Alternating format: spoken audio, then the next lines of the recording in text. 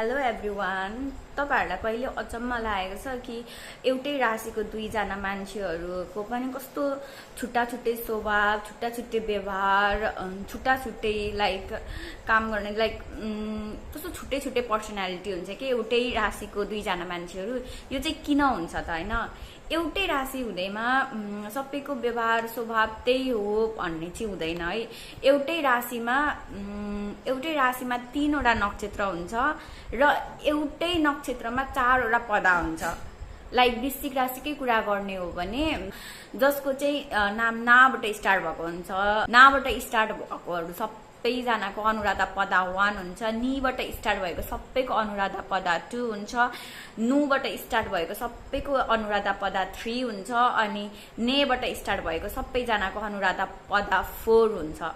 So एउटै नक्षत्रमा भए पनि यिनीहरुको चरण पदहरु चाहिँ डिफ्रेन्ट भएकोले यिनीहरुको सबैको क्यारेक्टरिस्टिक्स अलिअलि भिन्न नै पाइन्छ के from Anuradha first to Anuradha fourth. एउटै राशि भए पनि त्यहाँनेरि गण पनि फरक हुन्छ। कुनै एउटै राशिमा मनुष्य, देव, राक्षस सबै पनि होला। अब कर्कट राशिको कुरा गर्ने भने पुनर्वासु र पुष्य नक्षत्रहरु चाहिँ देवगण हो भने अश्लेषा नक्षत्र चाहिँ राक्षस गण हो। अनि मीनमा पनि पूर्व भद्रपदा र उत्तर भद्रपदा मनुष्य गण हो भने रेवती चाहिँ देवगण हो। गणको पनि कति फरक छ, सबै जल राशि हो तर गणको फरक हुँदाखेरि पनि स्वभावमा अन्तर आउँछ। त्यसैले एउटै राशिको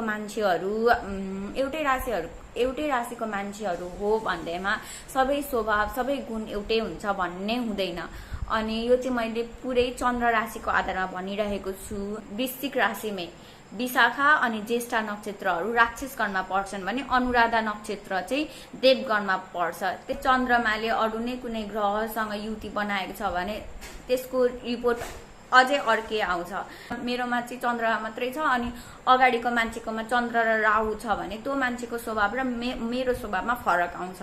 त्यसैले एउटै राशि भए पनि, एउटै राशि शेयर गरे पनि त्यो राशि कुन नक्षत्रमा छ, त्यो नक्षत्र कुन चरणमा छ, त्यो नक्षत्र कुन गणको हो, त्यो सबै कुराले चाहिँ असर पार्छ। त्यसैले गर्दा नै स्वभाव परिवर्तन भएको हो।